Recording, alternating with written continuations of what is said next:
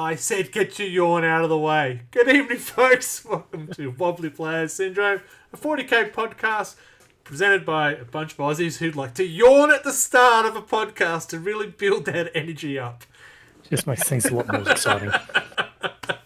So get it over the way. Just do it before we go live.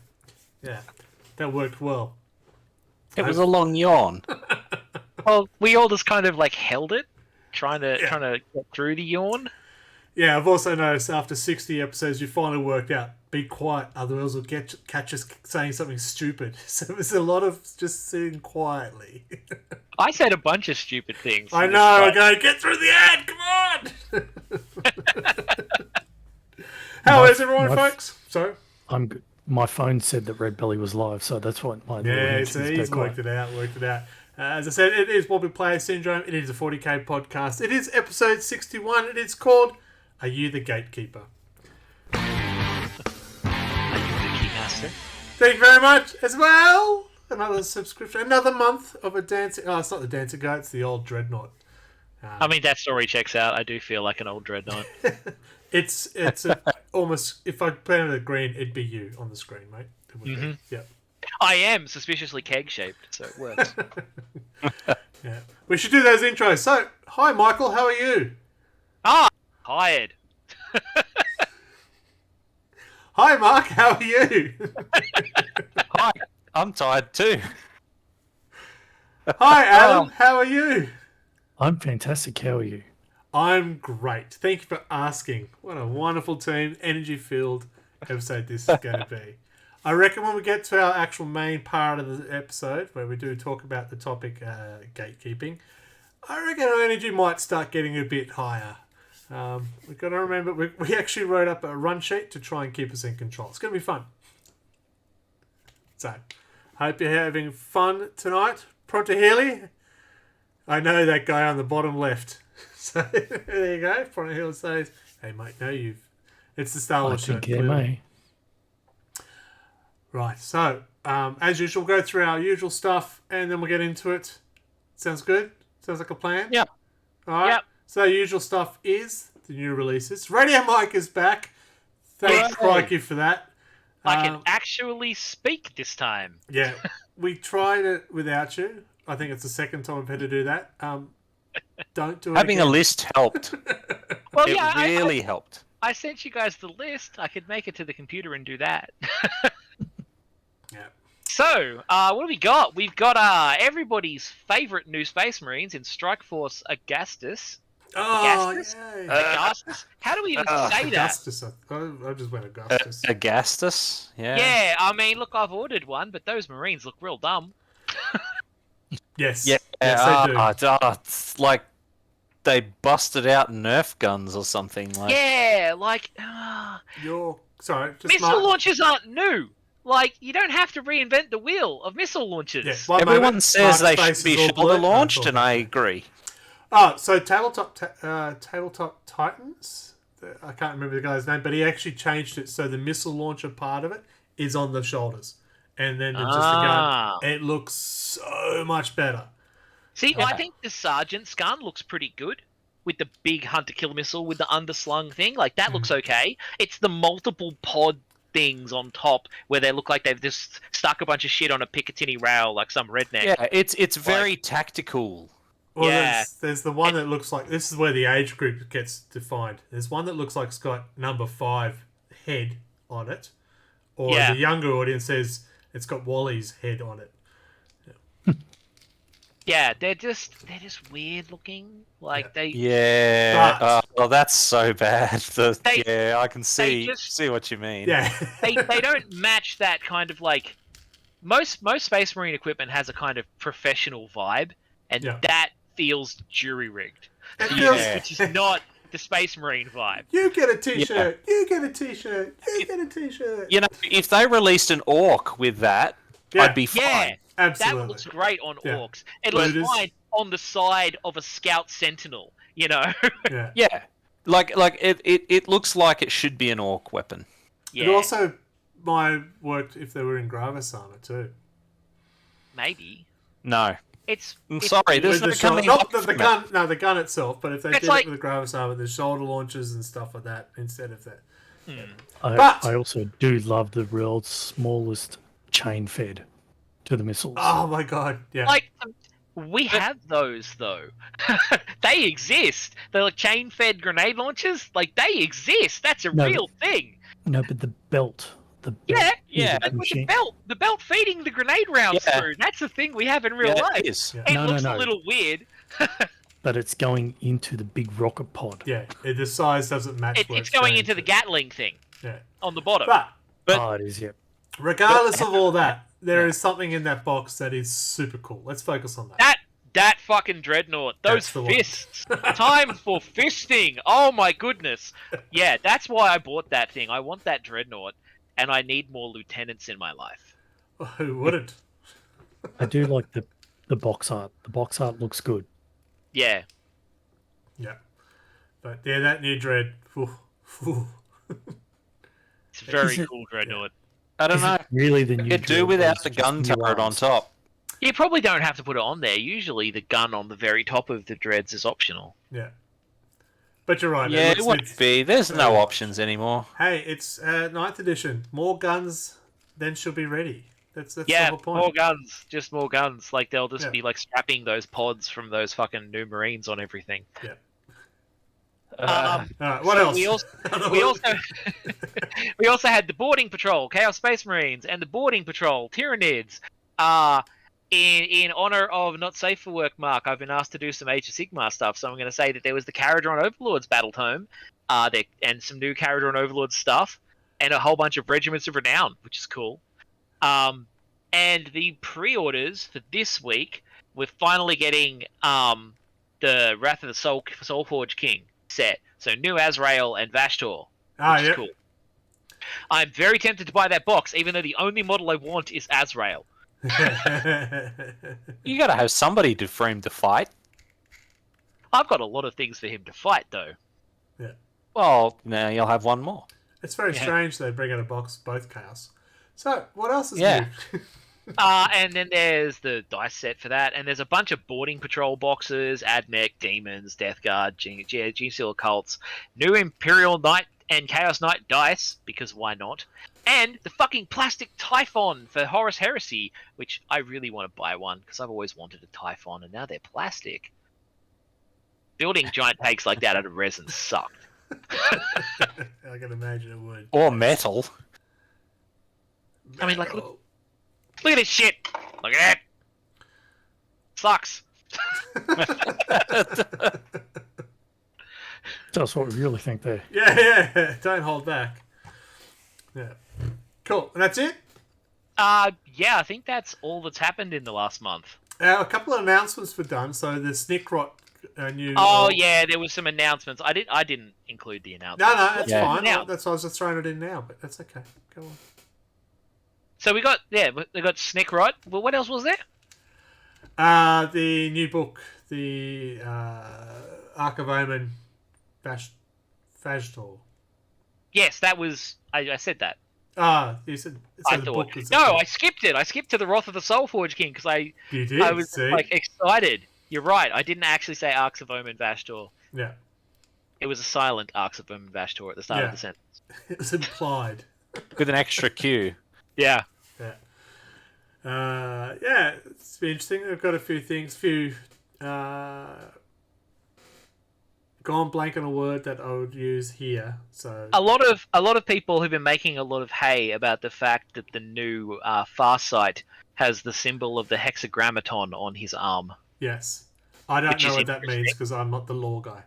The hexagrammaton is like the six wings theory of Horus Heresy Space Marine fighting.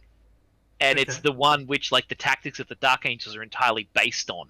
Right. The hexagrammaton, that they're like, the Fire Wing, the Dread Wing, the Yeah. Death Wing. Like, those That's are the six wings of the hexagrammaton. And that symbol is the symbol of that style of fighting. Yeah.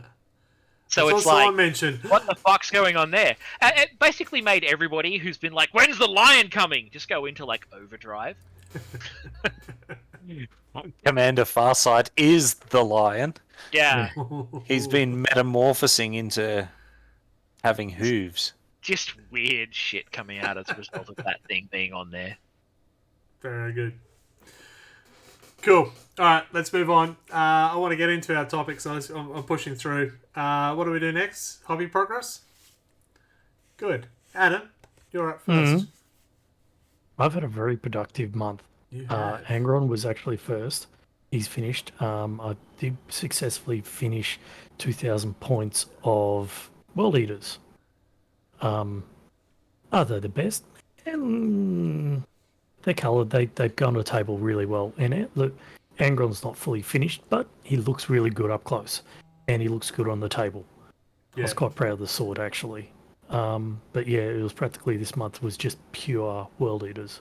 The wash or ink or whatever you want, shade that you put on Angron's armor has come out really nice. I got to see it in person the other day, and it's looking good. No, it was really nice. I'm happy the way that Angron is coming out. Cool. I've done stuff. Haven't finished anything. I've been working on Zangors. Trying that spray black, then dry brush grey, and then use contrast. I like it. I like the technique. For mass models, which is what I'm treating these Zangors as, I think it's coming out nice. I do need to find a darker contrast for the armor, but I'm not going to. I think it works alright, so be it. And I have been working on trying to get Mortarion done. So I've done more work on him still. It is the longest model I've ever painted. Remember, I bought him when he was first released. So,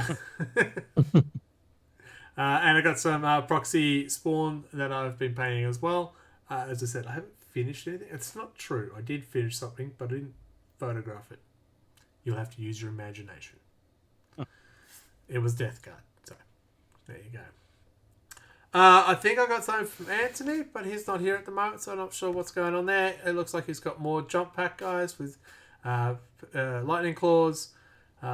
These the veteran stone guards. They can have jump packs. I imagine they might be Vanguard? the assault intercessors that he's been gluing jetpacks to. But these have got lightning claws, which you can't have lightning claws for. Yeah, I think he wanted to use... That means nothing to Anto. I think the intention was to use Primaris Marines as Assault Marines. Yes. Yeah.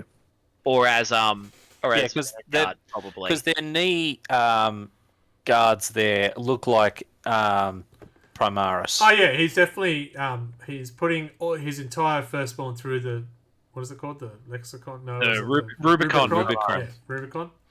Yeah, which why not?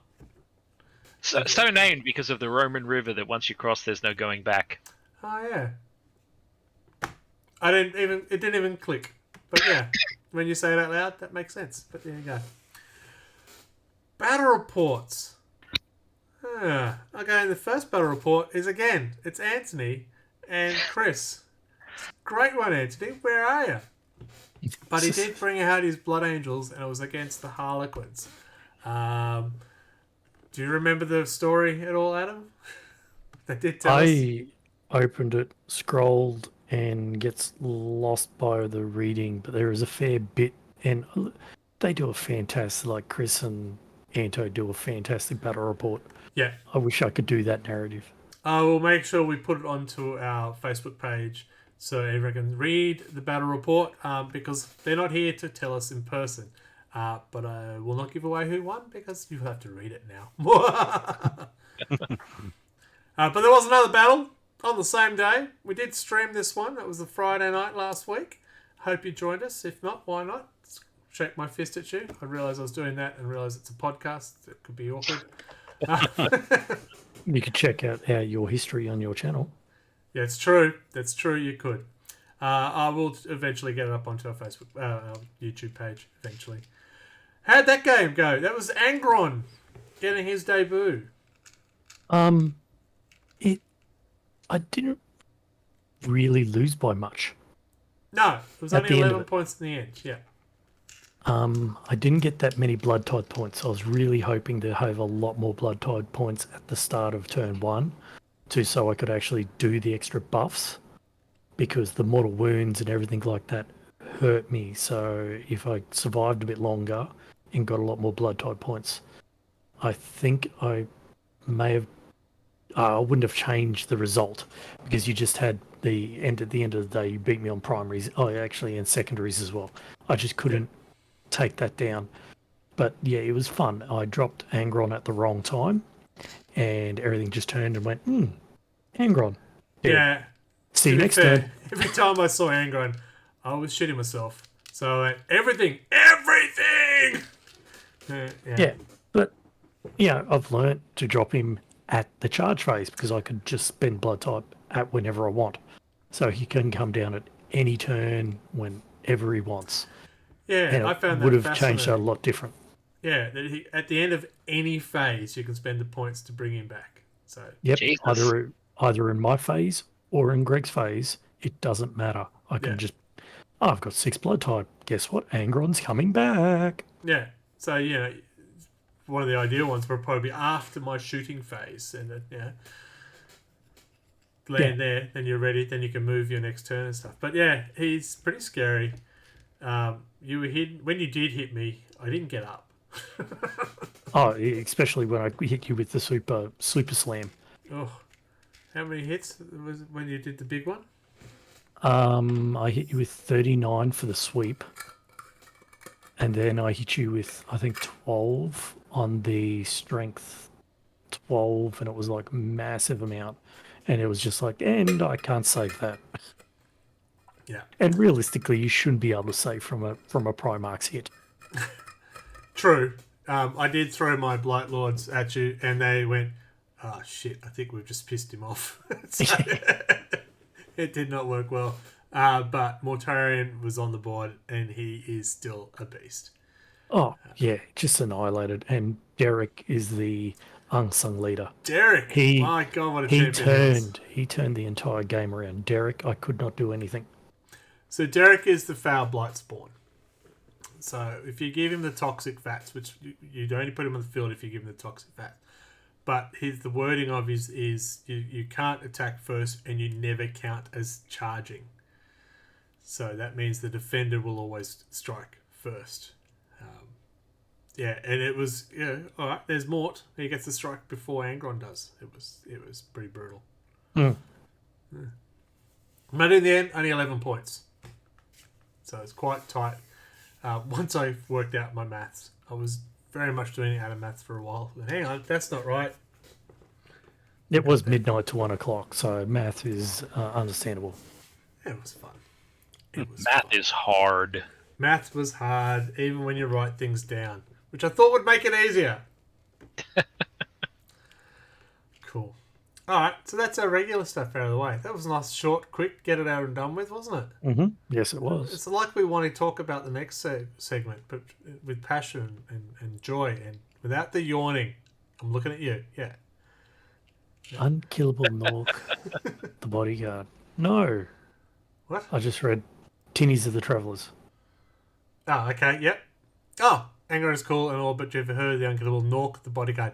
Yes, I have. For the 1 CP, he can do exactly the same as what Angron does for 8 blood tithe, or 6 blood tithe points. So it's, yeah. You have Nork with the medic next to him, and for 1 CP, you bring him back with 8 wounds. Yeah. Yeah. Yes. I think I got that right. TNS of Travels will let me know if I got that wrong. And if he does, I'll just ban him because I never get it wrong. No. I believe that's right. Cool. All right, so we're going to have a break like we normally do. It's a new ad break. It's a bit of an ad break that's in progress. There's no voiceover, so you just get to listen to music and look at the pretty pictures until I get someone to do a voiceover. It's worth it, though. It is something new that I'm part of. And I'll explain a bit more after when we get back. It's still only 30 seconds, folks, so you better run. Hope it works.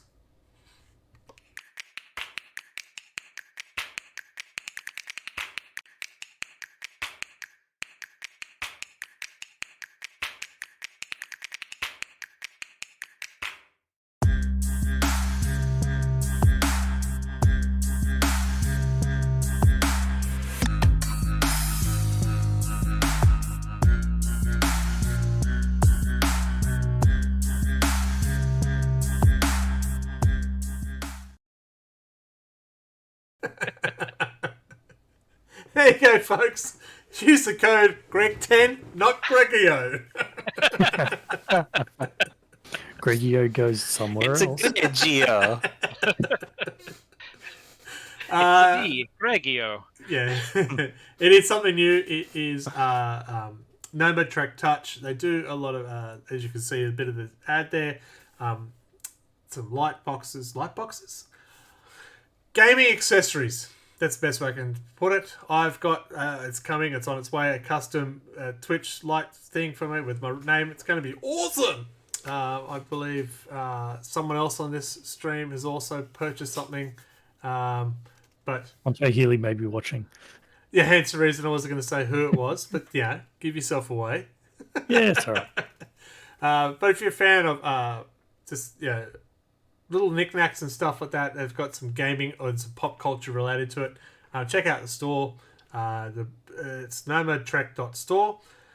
Here's the other thing to it. Not only if you use my code, you get 10% off, but a portion of your funds do get donated to some very worthwhile causes. Those did pop up in the ad, such as 1% of the world. Oh my God. You can see how new I am as the ambassador here, can't you? Yeah. Sierra Club, Save the Children. Mm-hmm. It's a good thing to say anyway, but yeah. Trust Gregio, he'll save the children. So Let's have a look. you're gonna check up on me? Yeah. I'm going to see. Because there's like 3 or 4 charities that they do spot 3. that they do look after. Yeah, there's 3 charities. Donate to charities. So, well, our vision: bring people together at the end of the poor. Our mission: save the children. 1% for the planet. And Sierra so Club. close. So close. So yeah, if you are into some knick-knack stuff and really cool things like that, check out the website. Go nuts with it. Use the code Greg10. Get your discount. Do something for the world as well. Right, done. There's my advert. Longer than 30 seconds. Sorry. So we're going to talk about the meat of this episode. The episode 61 is called Are You the Gatekeeper? No, we're not going to talk about Ghostbusters. As much fun as that sounds, I would love to be doing that. Well, yes, I am the gatekeeper. Buddy Minis, g'day. So, gatekeeping. That's what the episode's about. Gatekeeping within 40k. We're going to try and narrow it down to just 40k because, you don't want to go too far down this path. It could get really ugly. We're also going to try and have a bit of a run sheet about it because passions could be quite excitable at this topic. I know, are you the keymaster? I know, but we're not talking about key mastering. It could be interesting conversation. We'll break it down. We'll go, what is it? What is the fear that causes this? What's the ugly part of it? And then we'll talk about how we feel about it personally, which could be interesting because, we've known each other a while, but you could be dicks. Who knows? Why, thank you. Yeah, there you go. So what is gatekeeping? The terminology is controlling, limiting general access to something. That's in a nutshell. I have notes and I can't read my own writing. This is going to be awesome. Well prepared as usual. I've got it on my... It's the right book. Gatekeeping in this point is people who are afraid of people changing their world of their hobby and stuff. Yeah, so they it's feel like they should not be allowed to. Like generally trying to keep out the wrong type of person in quotes. Correct, because they're very precious about what they do. Hang on, let's not get down about my opinion. Denny's Travellers put in a good comment what he's gatekeeping. Like my Titans Club for the last 15 years, not allowing custom Titans. Bunch of fucking gatekeepers. Yeah, and that's the other part. There is many different forms of gatekeeping. Some are more benign than others. Yeah, Yeah, so that's probably what you've said. Tinius to Travelers is probably at the lower end because it can get real ugly real quick. I'm not saying it's right. I'm saying it can get real ugly real quick. So do we need to talk more about what it is? Because I think if we get into the ugly part, I think we could expand more of that level of gatekeeping. I think we've covered pretty much what it is at this stage. Why is there fear for these people to feel they need to gatekeep, hold on to this hobby, and no one allowed to challenge their ways of it? What is the fear? Now, I heard some really good, doing my research. Yeah, we researched this. It may not sound like it, that we're professionals, because we're not, but sometimes we research this. But I heard some great ones. I was explaining to off air before some of the ones I heard. The fear of Ultramarines because they're Romans, so they must be racist. What? Tau because they're Japanese, so they must be racist. What? It just these are some people. Now I want to be very clear. These are not my opinions. They're not my comments. These are come from research from other people who do not belong in the hobby whatsoever. My favourite one, as I mentioned, is Nurgle is fat phobic. Like, what? What? Yeah. So very strange things that people. I think the general fear I think that most people who are gatekeeping in the hobby have is that they have a particular way they want the hobby to be. And anyone who wants to do anything else is a threat to their way of playing, because apparently other people having fun means there's less fun for you to have. But that's kind of it. They want to maintain the integrity of the thing that they love. That's usually why people gatekeep in any hobby, because they have an idea that they want to maintain. They want to keep it to, I think one of the terms was specific standards. Yeah. Yeah. Now, controversy right here. Some standards, yes, I agree, should stay in the game, but that's not... Everyone should play. Anything that should happen in any media format. Alright? Change the game, but doesn't mean I have to play the game. Anyway, go down to my opinions. Let's not do that. Yeah, like there are some things that could be said to be gatekeeping that can be good. Like, you know, ornaments have a minimum painting standard. That is a form of gatekeeping. Correct. But it just means that the people playing aren't showing up with grey armies. So, you know, it's a fairly benign one. There are much worse ones. Yeah, and that's a very good point. We have a very we gatekeep in our group. Don't be a dick. Yeah, if you're a giant piece of shit, we'll tell you to fuck off. Yep, that's our gatekeeping, and I think we'll protect that one. Why do I keep getting bloody? is not perfect system. No. Yeah. It's not perfect, but it's the one we have. Yeah. And Tennessee Travelers, you are very correct. Yes. You can read them. Yeah. So there are levels of gatekeeping, but I've seen a rise in some bad stuff, and that's why I wanted to do this episode, because I just wanted to rant, really. So I apologise if it's incoherent and frothing at the mouth stuff, but I'll try and control myself. The ugly part of gatekeeping. This is where I will hold back. Some examples of ugly gatekeeping. One that seemed pretty innocent. The announcement that everybody's favourite hobbyist jumping The Witcher, going to 40k, and we're all going, yeah, losing our mind, Cavill, 40k, woo! Amazon's going to do the work. What? No, they can't touch this. And the rage that was going, because they'll make it all soft and squirrels like. What? You must protect it. Sign this petition to save our Have hobby. they watched Warhammer Plus? Have they? Has anyone ever watched the Wheel of Time TV series by Amazon? Yes. I have. That's actually really good. They've kept it to the book, and it's even more Okay. boring. Because Yeah. I haven't read the books. I've only watched the TV show. So I stopped reading the book. I stopped reading the books too when they got signed on for another 9 books. I went, nope, I'm out. I finished all the books, right? And it's actually, I enjoyed the TV series, and I also enjoyed the books. So, I think Amazon may do a really good job. But I'm open to everything.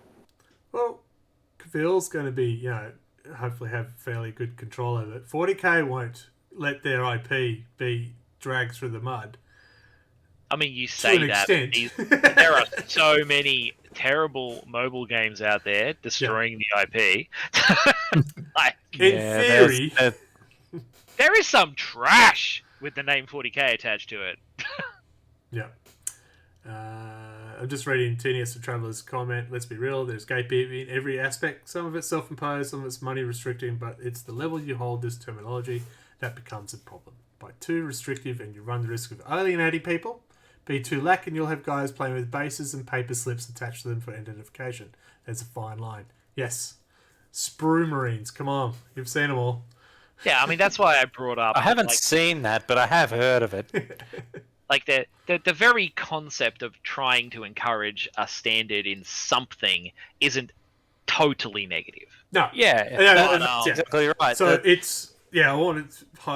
let's try it again. There's a big difference between your models must be assembled and painted, and you can't play because you are a woman or something. Yeah, we don't want the girl cooties in here. No women because they ruin the hobby. Like that kind of lunacy shit. So we're talking about the extremist sort of side of the gatekeeping. Or even no kids should be able to play. Yeah. So because you do need some standards in the game along the way, but what people call standards and what they're actual proper standards, that's the big... The golf. Yeah. The golf. I'd like to play golf. Can I go play golf? See ya. Right. So that was one other thought, and that's when I started hearing the term gatekeeping more and more because people were raving on YouTube about, and it was directed at the Amazon side of things for a long time. That's pretty ordinary. So that makes no sense. Yeah, they haven't even done anything yet, but let's be angry at them. Yeah. You've got to burn them after heresy is confirmed. Yeah. Everybody knows that. Don't they? There is a small subsection of the 40K fan base who are terrified of more people entering the hobby, just as a general rule, because they know those new people are not going to have the same values as them.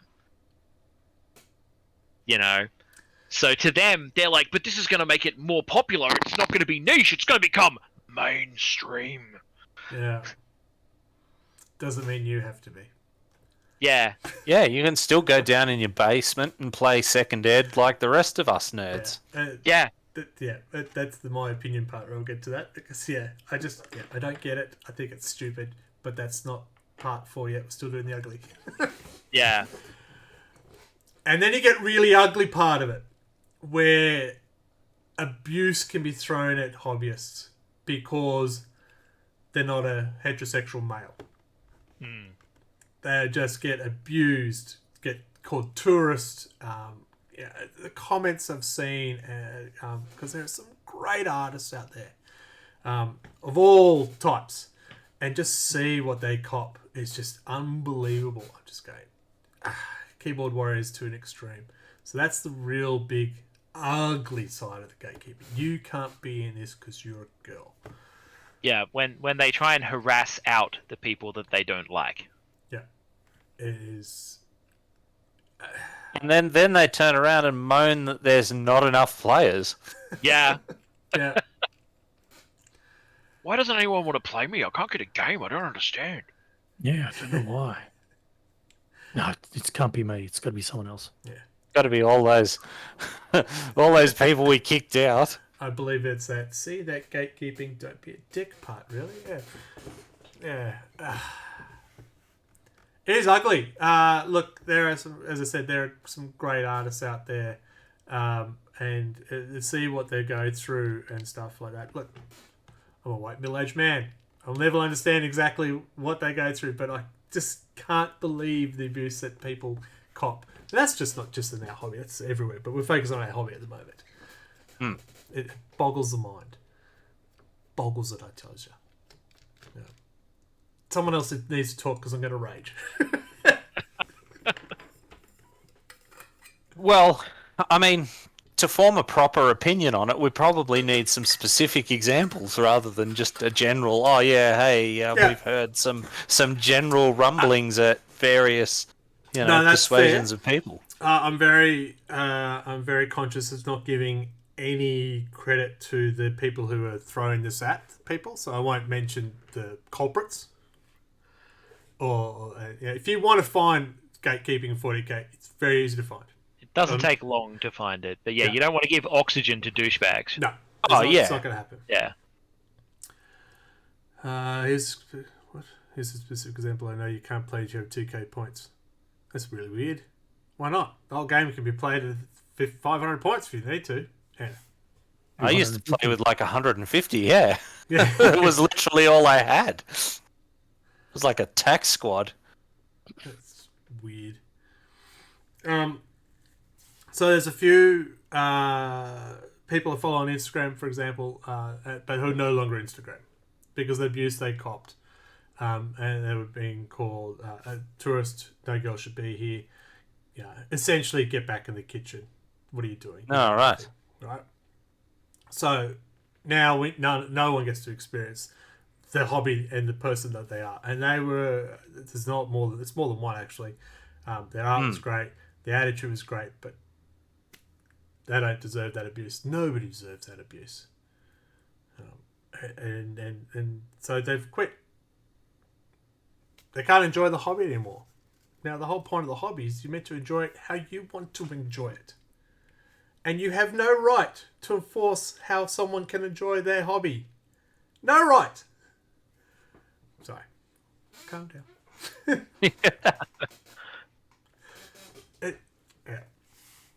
There's a lot of people out there who get very mad that someone else is having fun in their own way and not having fun the way they think they should be having fun. Yeah.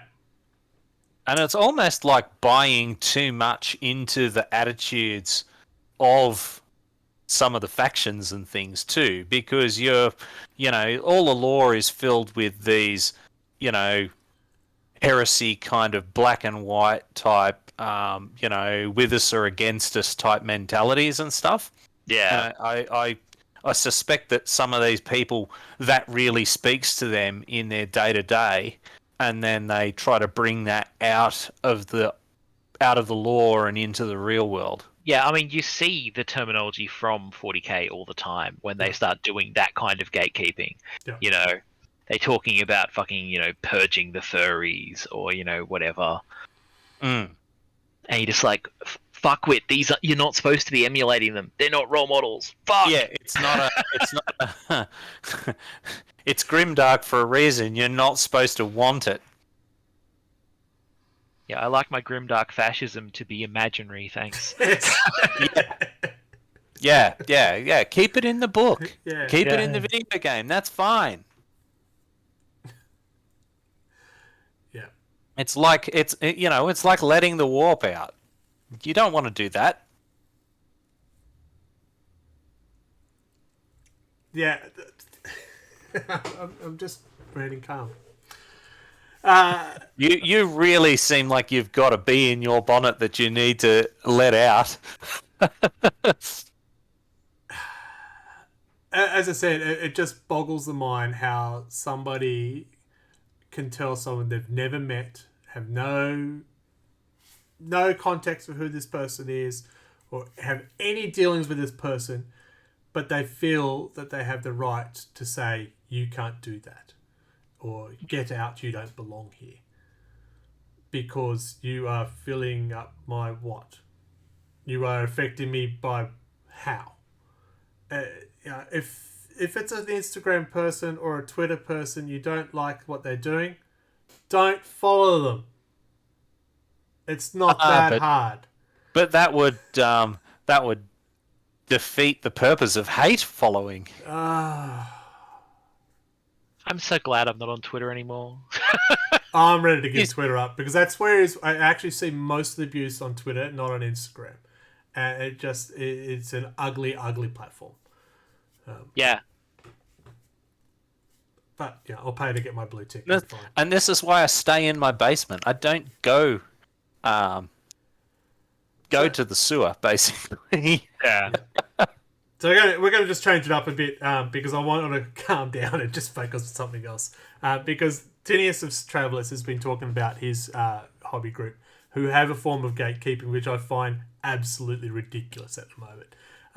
The example that he has is you cannot play a game unless you have 2,000 points. And it's a 44 by 60 inch board. It has to be no less than 1750. The 1750 thing I used to see a lot back when I used to play CanCon all the time, because at the time that was like the standard tournament size, and I knew so many guys who wouldn't touch anything unless it was like 1750 CanCon rules, and that you just couldn't play them. Yeah, and I know for a while there the 2,000 point thing was a thing as well. That it just seems like a way to get less games. And I don't need that in my 40k life at all, you know. Yeah, so like I can understand if you have a preferred size, like, you know. Yeah, but that having a preferred size isn't the same as going, no, I will never play anything under 1750 on pain of death. Yeah, how dare you suggest the idea to me that we play 500 points? Yeah, like there's a difference between I enjoy playing this size and this is what I want to play, and rolling up to a Facebook group and yelling at people who decided to play a different size about how they're fake gamers because they don't play the correct tournament size. You know, that kind of shit. Yeah. And this is where Tiniest's thing. We were all the owner of 2 Space Marine units and wanted to try them. Yeah. And that's precisely, you know, and turning around to a new player and going, you know, you haven't even got 1750 points worth. You're not even worth playing. Like, chances are the person who's doing that is a kid. Yeah. Who doesn't have the money to go out and drop, you know, $1,500 on models, like, you know, some of these dudes do, and to have them turning away players just on the basis of you're a cock and you haven't, you know, and you think that everyone should be rolling in money. Yeah. You know, and that's the kind of attitude that really makes 40k smaller and worse. Yeah. Yeah. The 1750 is also, it's not only just a large investment, but if you can't try that army till you hit that point, how do you know what units you should be buying, using, playing? Exactly. And there's how many factions out there? So you what's going to happen is you go, well, I just bought these and they're just an ornament, so I chuck them on a shelf and fuck those guys. You know, like. So look, we generally play 2,000 points, but it's not because we have to. It's just I think we just fell into the habit more than anything else. my last like half dozen games have all been like 1,500, I think. Well, we had a tournament the other day and it was 1,000 points. It was probably the best day we had for ages. Yeah. And I got 2 games in the day. I managed to actually have lunch for once. It was brilliant. Loved it. 1,000 point games. Yeah. And I was playing NIDS, so realistically, I had the same amount of shit on the board. Well, yeah, like when I played my son with the starter set from like the basic Strike Force thing, he had a great time. Yeah. And there's rules to encourage it too. Like you can play the Crusade rules, for example, and it gives you a storyline how to build it up. You can play 500 points because here's a scenario you can play that will suit that. So, as I said, I wonder if this is one of those things, one of those kind of whack gamer type traits where if it's not tournament rules and giving them experience towards their next tournament stomping of people, then they're just completely not interested.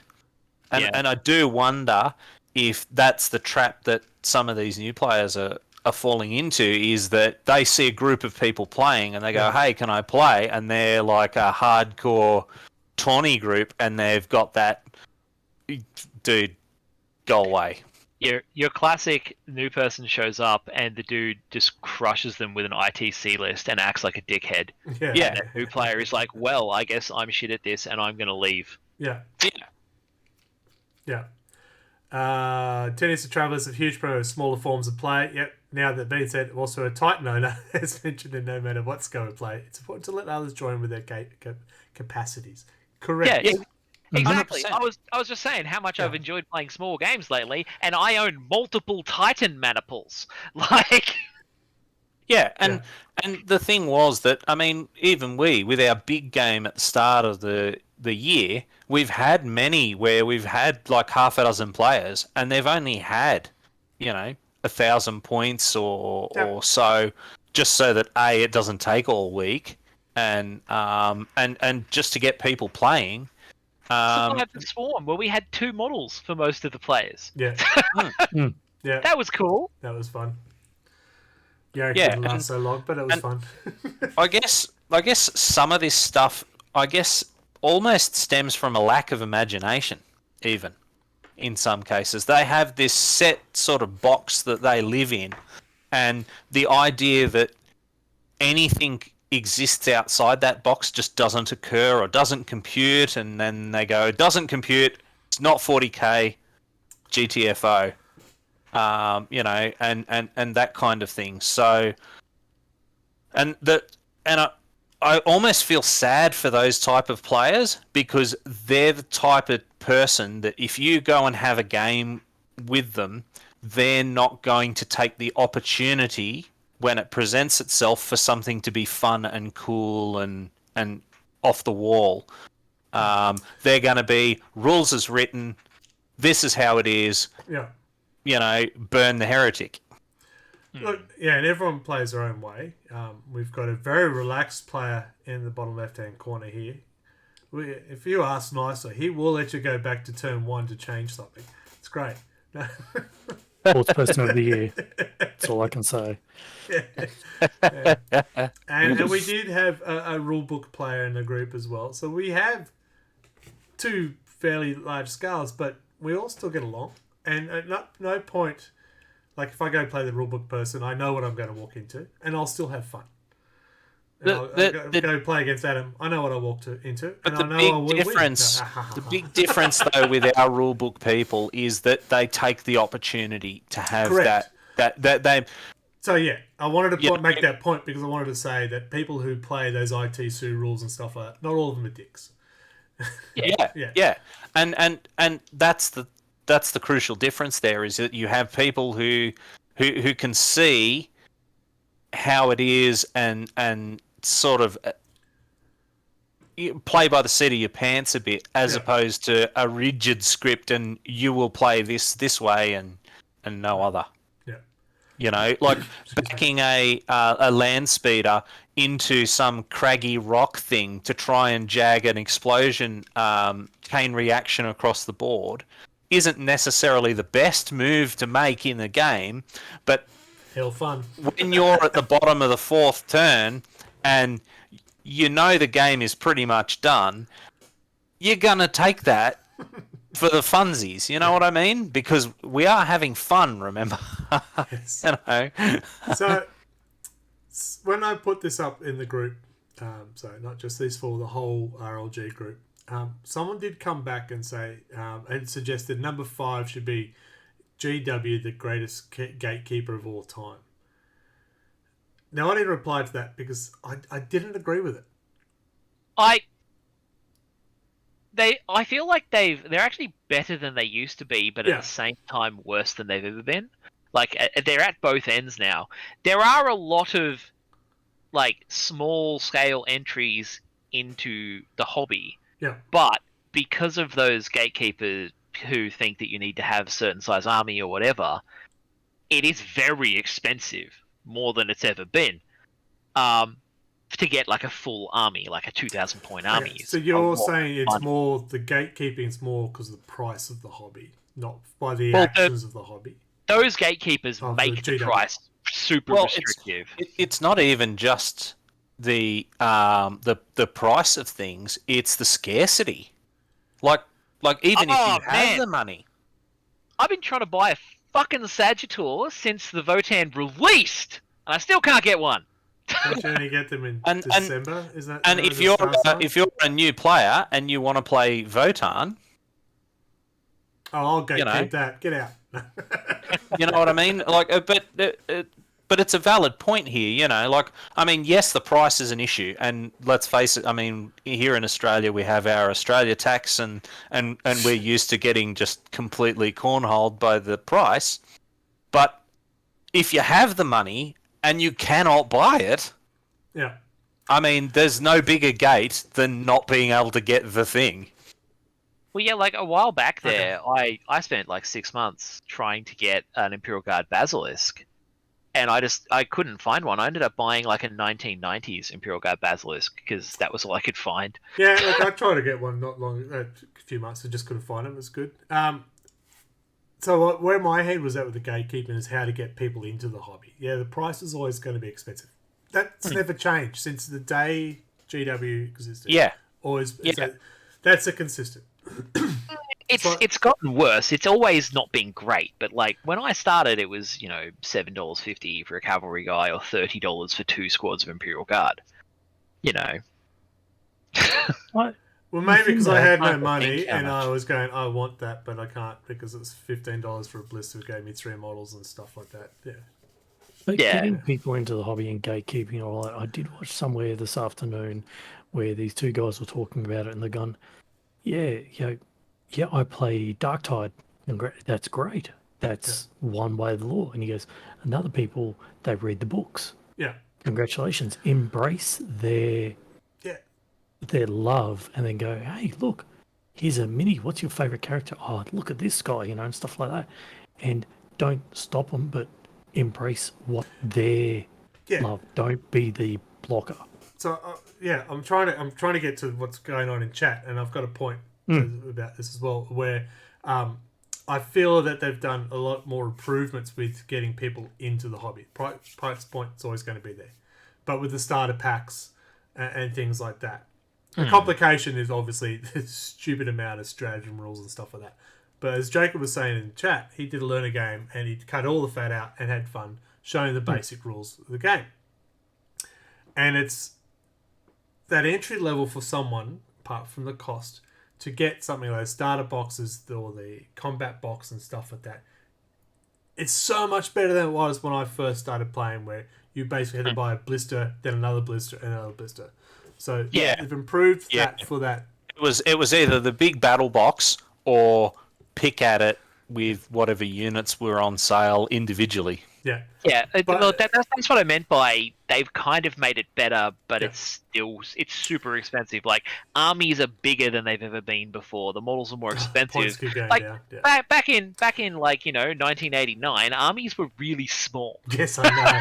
I saw a photo recently. Here's a 2,000 point. It's like 5 models. It was hilarious. Yeah. Buddy Minis just wants to point out he has no troubles getting minis. Grows up in the streets of the UK. So, should we ban him now or just later on? No, I won't hold it against you. Yeah, we live in Australia. We have to fight off the fucking emus that steal the shit off the war. And we lost that war. But if you feel like setting up a freight forwarding outfit, we might be able to sort something out.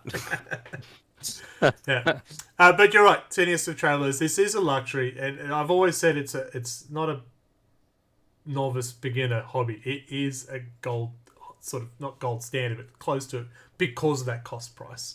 So that's where, but if you've got the funds, there is a way to get into it a lot easier with the starting. Yeah, but again, point. The new blood is in high school now. And you know what I mean? Like you don't want to be playing some crusty 80-year-old who thinks that, it should only be played in second ed It should only be played in second ed in the basement on a 6x4 table, and Yeah, you know. like I've run across people on Reddit. Like I remember one post. There was this kid who was like, "I'm 15. I want to play 40k. None of my friends are into it. Everyone at the hobby store is like 20, and they don't want to play a kid. Yeah. What do I do?" You know, so Kick them in the shins until they play. No. yeah. But yeah, like Games Workshop, they've done a lot of things to help people get in right at the bottom with little bits. Yeah. Like, you know, they've got like the Warhammer Club that you can get like Games Workshop sponsorship to start off at schools and stuff, where they give the club a bunch of free minis and free terrain so the kids can do little games. The problem is that when you get those gatekeepers who are like, "That's not a real game, you're a bunch of, you know, you're a bunch of amateurs. That's but cringes and children." But see, the other dimension to that as well is that you have these small form games, so you'll buy like a First Strike set or something like that, and you have enough to play the little game, but then it's not enough to be a whole unit in regular 40k. So you're like, then you're running around trying to find an extra 3 models or whatever, and of course they'll only sell you 10 or whatever. Yeah. That's look, I'm not saying they do it well. I'm saying there's a way to get in. It's a lot easier to get in than it was. But this is why we say it's gotten better, but also at the same time worse. Yeah. They giveth and they taketh away. Yeah. They're still a business. They've got to make money, and we get to buy a 3D printer. I mean... And this is what breeds cynical adults who play GW stuff and go, "Oh yeah, okay, yeah, that terrible thing from GW. I'm surprised it wasn't worse." Yeah. I mean, things like Conquest and Imperium are really good if you're like, you know, if you've got a parent like me who buys it for your kid. Same like here. For my kid, yeah. Yeah, it's absolutely for the kids, not for me. the kids. Yep. Yeah. Man, my son's done so much more painting than me this year. He's painting up his Death Guard. He's learning to paint. I got him like a painting station. I should have done that as my hobby progress. Yeah, I helped my son learn to paint. There you go. As I said, just trying to catch up with chat. So talk amongst yourselves. The hobby's as big as your budget. Yep. Don't feel bad for the kids. They have tablets, PCs, and phones. Yeah, true. But yeah, you know, like intent, rule of intent's a big thing to us travelers. We did have someone who played as written, not as intended. They don't play with us anymore. Did you intend to move there? Stop there. Forget your spell something. Oh, look, we do that all the time. Yeah. Adam and I think if you watch our streams, we're around for going, hang on, can I just take that back? Yeah. Don't forget your... Oh, yeah, good point, yeah. So, unless I'm winning, then it's like, no. I'm terrible for like... Hence, I've never won the sports person. I'm terrible for being like... Winning. I'm terrible for being like, hey, have you forgotten my ability? Like, that unit's fucking annihilated if you don't move them. Yeah, look. But it's part of the game, though. You want to have fun. We don't play... Look, this is not a tournament. We don't play tournament and stuff like that. So, of course, we're here to have fun. Yeah. I know. And I just want to make sure my opponent has fun as well, because they're not accidentally screwing up massively because they weren't paying attention for a second. Yeah. But... I mean, any time you could bust out a flamer template, I mean... but sometimes you have to stay quiet for that, for the rule of cool. Flamer templates. Look, we got templates. We no longer have templates unless you're playing... Kill Team has templates? Is it Kill Team? One of the formats has a template again? Necromunda still has Necromunda's got the templates. There it is. I knew something with it. Like a real game. I only play if we use templates. Yeah, I only play Necromunda if we use cardboard templates like real players. None of this plastic shit. Being that I Gotcha player is also a form of gatekeeping. Personally enjoy game every intended strategy use. I'll point out, hey, you won't be able to deep strike around these guys within 12. Yeah, because you know what? No one knows every rule. Yeah. And That is probably the number one rule of 40k is rules will be forgotten. Yeah, Even my own. especially with, as we've complained, the sheer amount of rules creep and extra books. There's just so much stuff to know now. Yeah, and you're flicking through 5 different books or whatever, and cards and yeah. I think that's one thing they've improved on. You don't usually have the 5 books anymore. You can have the one really great app, Battlescribe. No. I disagree with you, Tiniest. There was one perfect game of 40k, and the Emperor played it, and look where that got him. He tried to retire, didn't work out. Don't ruin it. I haven't got there yet.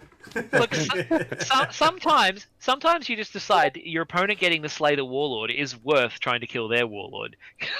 Yeah. No one's ever played a perfect game. Oh, well, I don't know. Except for Big E. See, nobody can argue that. Yeah. Well, I think it's an argument. How's he doing work at the moment? Yeah. I never said it ended well for him, but you know, just like his son, the Lion, he's just having a nap. Maybe he should have forgot a rule or two, and he wouldn't be where he is. Yeah. He ran out of CP. That's it. Sly Marber, of course, Sly Marber. Yeah, he's always got the perfect game. Yeah, good point. Disappear. I know there's something deep I was going to say then too. I forgot. But good. I think in terms of gatekeeping by GW, I think that's probably not the worst of it by a long shot. No, I don't. As I said, I didn't agree with the comment. I thought they've actually improved. I'm not saying they're perfect. I said they've improved in being more flexible into getting into the, including the books. As you said, the books, they went very backwards with the Warhammer Plus, taking that off. If you ever want to watch stuff, you have to go there. There's the paywall there. But even with the minigames, the War Cries, the Necromunders, it gives you an avenue to play smaller matches. You don't have to invest heavily into buying all the separate books and stuff like that, and still enjoy the model painting. But you also have the PC games. I was sitting here before watching my boy play Darktide. So he enjoys the game. So hey, congratulations! You are playing Warhammer. Yeah, but that game's Gatekeeper. It won't run on my PC, so I'm clearly being targeted. It doesn't like my connection very much. So clearly being targeted. This is anti-Australian gatekeeping. Yeah.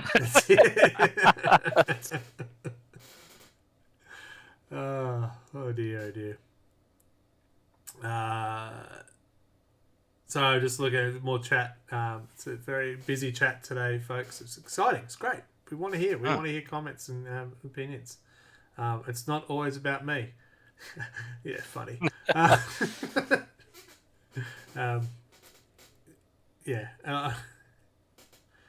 There's a lot of things I'd like to add, but I just think I've turned into a rant. I feel like I shouldn't. You see comments. This is going back towards the real extremists. No, I shouldn't. I shouldn't do it. Yeah, like just the people who aren't gatekeeping the game, they're gatekeeping like the people, socioeconomics or ethnicity or some bullshit. Yeah, and I just want to highlight with Games Workshop improving some of the diversity in their units. It actually has been happening. Yeah, like stuff like the "you will not be missed" speech. Like they've actually started to take a bit of a stand and be like, you know what? There are some toxic parts of our fan base, and they need to fuck off. Yeah. So that's been good to see. Yeah. Or like that Nazi that got kicked out of that tournament. That was great. Yes. Again, I just boggles the mind. Yeah. How that can happen. Somewhere, someone is doing something stupid. But yeah, as I said, it boggles my mind that anyone would consider that less players is a good thing for the game. But it's my hobby. You can't. It's my hobby. I thought it was That's my the hobby. attitude, though. It's my hobby. Yeah. How dare you intrude on it? And like Well, with a lot of hobbies, some people just have this opinion that like kind of seeps in that if someone else is enjoying it in a different way to them, maybe they're wrong. Yeah. And they don't like to be wrong. Mhm. And they would rather get rid of the people who make them feel wrong. Yeah. As I said, it's an alien concept to me because you do your hobby how you Correct. do it, and how does that affect me in my basement? You Yeah. know, like Yeah. If you don't like playing Ninth Ed, well, nobody's telling you you have to. go find the other basement dwellers that like to play 7th or 5th Well, it or doesn't have to be whatever basement, edition happens to float your boat. Yeah. Yeah. You know, Like, I know a person who painted up like a Hello Kitty Sisters of Battle army. If you don't That's like so that, cool. go play someone else. I think that's cool. It's like, yeah. yeah. I mean, I love the off the wall stuff. That's Yeah. I mean, that was what brought me to the hobby in the first place. Was just that you could do and as a lore guy, you know, with the 2 Lost Legions and that, Was where one of them they Hello gave Kitty? it. Well, probably. We don't know. It's been expunged from record, but it could literally be anything you want, and they purposely left these things open-ended so to foster that. Hey, I want glitter marines, or I want this, or I want that. You know, and look at orcs. You know, that is purely made for kit bashers. 100%. That was my first. I was talking about this the other day on the stream. Yeah, that was my first army, and I had orcs running around with balloons, gasoline tanks strapped to them, and I was having so much fun. But to argue that there is only one right way to play when orcs and things like that have been baked into the game for the best part of, like, what, 40 years now, I think you're kidding yourself. You know what I mean? Like the one of the taglines for it's Knights literally there for your imagination to run wild and do what you feel works. Yeah. Well, orcs have got the rules of, red they go fast, purple you can't see me. I know. That's who's sitting here. I know. It's a purple orc just here. Yeah. Yeah, it's like people who get mad about scratch builds and conversions and stuff. And one of the first White Dwarves I ever bought told you how to make a grav tank out of a fucking stick of deodorant. Like, yeah, I remember that one. That was great. And there was a Thunderfire cannon one as well that was but they got made a of rhino and they used like toilet rolls or some shit. Yeah. Oddly enough, purple orcs are nowhere in canon, never mentioned once. That's 100% community made because nobody's found exactly. them. Yeah, they're the stealthiest of orcs. Yeah, I've never seen one. it's true. It's true. As GW used to say, everything is canon and nothing is canon.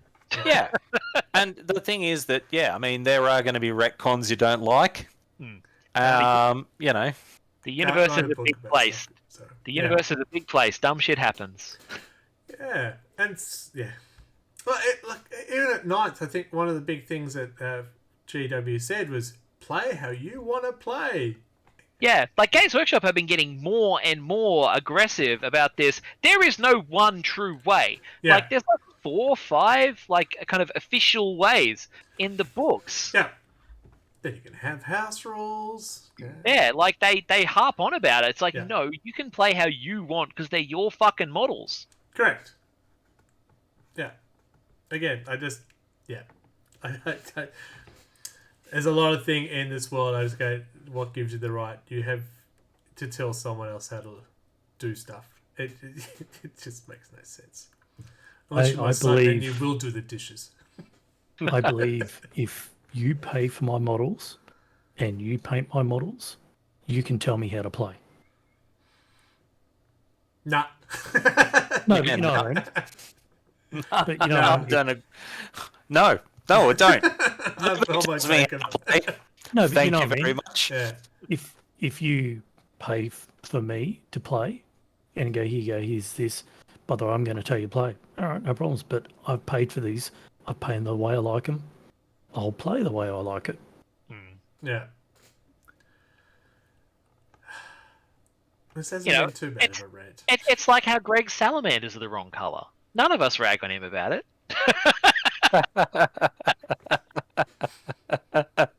Look, they do look amazing. I've said this repeatedly. They do look amazing. Hey, look, I'm in a glass house. My dark angels are like 4 different shades of green. Yeah. It is interesting when people put up, this is what I painted 4 years ago, this is what I paint now. I go, yeah. It doesn't help when they change the it's paint pretty colour. different, yeah. Yeah, every time they change the dark angel green color, I'm like, fucking hell. Well, look, my Catachan are blue. So, and my Death Guard are the typical Death Guard colouring. I don't care. I'll still play them how I want. I'll paint them how I want. Mm-hmm. Yeah. And if you think about it, colours are just social constructs. Yes. Very good. Color is just a social agreement. Yeah. What's red? That's red. So's that. My son argues with me about what counts as yellow and what counts as green. Okay. He's like, no, that's yellow. I'm like, no, man, that's highlight. Actually, I was probably like, that's fluoro yellow, and he's like, no, that's green. Oh, the fluoro yellow and that Yeah. fluoro green. Yeah, I can see where the argument comes from that, because I've had that argument with Cass. Yeah, because my son's favorite color is yellow. So if you get him Canary something that's yellow? like, It's Australian yeah, like gold. Australian gold. So if you get him something that's fluoro yellow, he'll be like, but that's not yellow. I like yellow. So get him one that's fluoro yellow and one that's fluoro green, Yeah. and see if he can tell. He'll just say, those are both green, Dad. What are you talking about? Yeah. Can you gatekeeper colour? Only if it's mauve. Yes. No.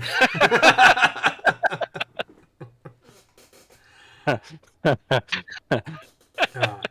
So, For those listening at home, I held up a Citadel paint pot. yeah. Yeah, it is frustrating. Anyway. We've been ranting a little bit. I Just held a back little. a little bit. I think, yeah. It's something I just... It drives me nuts when I see it, and I will speak out about it, and it blows my mind that this is in our society. In general, just going. Yeah. But I wanted to highlight this because I've seen a lot more instances of it in the social media at the moment, including Reddit as well. So it's just don't be a dick. It's not that hard. It really isn't that hard. For some people, the compulsion is very difficult to resist. Yeah, some people are like 90% dick. Mm. I'm right here again. Well, it's no fun to tell you behind your back. I mean, Yeah. Well, that's if you're going to tell them. Yeah. yeah. Like, where would the fun be if we weren't seeing you? You know, like, just... All right, so we wrap it up, or we've got some more things we'd like to talk about regarding gatekeeping. I think that's probably all I've got for it. Yeah. So I think in the end, there is a good gatekeeping thing, and that's our gatekeeping is don't be a dick. Right? If you're a dick, you're out. That's a good example. Get your models, put them together. Yeah, if you're playing a tournament, there will be rules you need to adhere to. There is a standard for tournaments. Yeah. And that's fine, because you're walking into that with very clear expectations and that. Yeah. And, like, if there are, like, hateful, abusive, shitty people, they can fuck off. Yeah. Mm-hmm. You know, that's good gatekeeping. People who are, like, actively damaging to be around? No. Yeah. Hating on something before it's actually happened? Probably not great. Yeah. Yeah. Let them Fucking- let them stuff it up before you hate on them. Yeah, no. I mean, let's not It's not going to get carried away here and say to set your expectations at a high level. But yeah, wait for them to fuck it up first. Don't hate just you have to confirm the heresy before you burn people. And even that, if it doesn't affect you, fuck off. Yeah. Simple message. I know. Cool. Good. Excellent. I don't know where I'm going next. I'm going to have an adrenaline dump soon. Yeah. All right. So we'll wrap it up. We'll wrap it this month. If you do want to continue your opinions, this feel free to leave some comments on the Facebook page. If it's really abusive, you will be gatekeepered. It's moderated. Let's be honest. It's moderated. Yes, correct. In the end, you don't have a right to tell other people how to do their own hobby. All right? And at the same point, you get to do how you want to do your hobby. No one can tell you. All right? If you want to do it this way, go ahead. Do it that way. Yeah, find like-minded individuals. Play with them. Correct. Yeah. If you've got a hobby in your group, lane. if you're in a hobby group that have very strict rules, like you were saying, Tinnis and Travis, see if you can find at least one other person outside that and just get a different experience. I know it's not always easy, depending on what the community is like around you, but yeah, it's not good to have that. That's just weird what you were describing, how that 750 or more, nothing less. That's crazy. Yeah, I mean, it's especially weird when you have like really niche ones. Like, you'll see groups like some heresy groups get super hardcore about, army consistency because it needs to be correct for the legions, or you can't take those models because that doesn't feel right for the legion you're playing. Or you can't that equipment was only listed, lunar wolves or your mark of armor is incorrect for the time period. Like, yeah. All my white scars are on foot. Yeah. Yeah, it makes no sense. Yeah, cool. We should move on.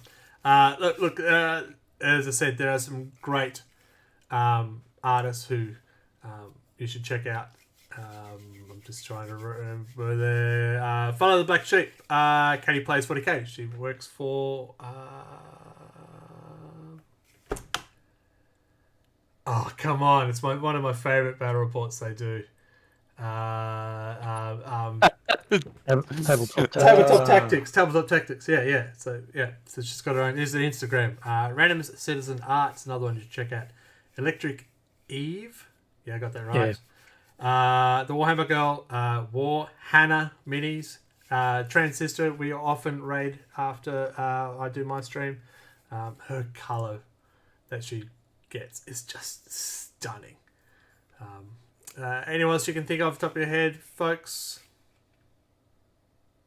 Look at them all drawing blanks. You can see they're all big social media people. Norn Queen Alexis. Spade Painting. Yep. Spade Painting is one I follow on Instagram. Yep. She does a lot more Sigma stuff, but she's quite good. She paints for her husband. And we're pointing these people out. Just enjoy their work. Yeah. They are Don't great be a people dick. to hang out with. Yeah. I think that's all. We should probably wrap it up and get over an hour stuff. As you saw the new ad, if you do go to Nomad Trek Touch, that's nomadtrek.store, you can find some really exciting stuff to buy. Buy it all. And some of that money will go to charity. Look, I'll be up front. I do take a bit of that money too. I am now a charity. No, that's not right. Make sure you do use the code GREG10 when you do start. Not Gregio. Greg10. You can also support the podcast by going to Wobbly Player Syndrome. Sorry. You do need a bit more than just that. You do need to go to buzzsprout.com Wobbly Player Syndrome, and you can actually subscribe. You don't have a lock-in. You can do a one-off if you want. you can always subscribe to the Twitch channel, Red Belly. Anything that you want, I will not say no. We appreciate it. It does help us with that. We do have some running costs, so it does help us keep us going. 61 episodes strong. Woo! Woo! Yeah, we've still got a hangover from our 60th. Yeah. That's why we're tired. It Feels like it was like 2 weeks ago. Yeah. You can find us on Facebook, RLG40K. You can obviously follow the group on Instagram with RLG40K. There's a pattern here. And if you can, please subscribe to our YouTube. It's not called RLG40K. It's called RLG Real Loud Gamers. Fooled you all. You make sure you do follow Adam on Instagram. Pronto 40k. Make sure you follow Anthony Bulldust40k. He's not here. And you will also follow me, Red Belly Black, on Instagram. If you are listening to the podcast and not watching us here live, you can catch up with me on Twitch on Thursdays and Tuesdays, the hobby nights. We could talk about fun stuff. Yeah. I won't rant and rave unless you tee me off. Whoa. What did I hear? I heard a great comment. I'm so angry. You've made me... What was it? I'm angry enough my nipples are tingling. So, sure. What? That's how you know you're angry. You know you're angry when you've got the spicy nipples. Yes. Anything else? Did you want to promote anything, you three? Nah. No. I'm good. They're done. They're good. I want to say thank you to everyone in the chat, Tinnies of Travellers, with your insight of what's happening in your gaming world. It's weird, man. That's strange. I haven't seen it. It just makes no sense. Why would you do that? Buddy Minis, thank you for pointing out that you have no issues because you're in the UK, and you've just walked down the street and there's 40k miniatures on the street. Want to bash this? Turn left. Yeah. It's great. And Jacob, always, of course, welcome. Always putting your 2 bits as well. I'm rambling now. I'm going to go away. Say goodnight, Michael. No, not you, Michael. You got to do the sign off. Good night, Adam. Good night. Good night, Mark. Night. Good night from me. And now we'll give it back to Michael. See, he wasn't here last time. It threw us out. So, how many gates can a gatekeeper keep if a gatekeeper did keep gates? Hopefully, a whole lot less, because more people in the hobby is good for the hobby. But we certainly don't gatekeep our content, and you can join us next month for more Wobbly Player Syndrome.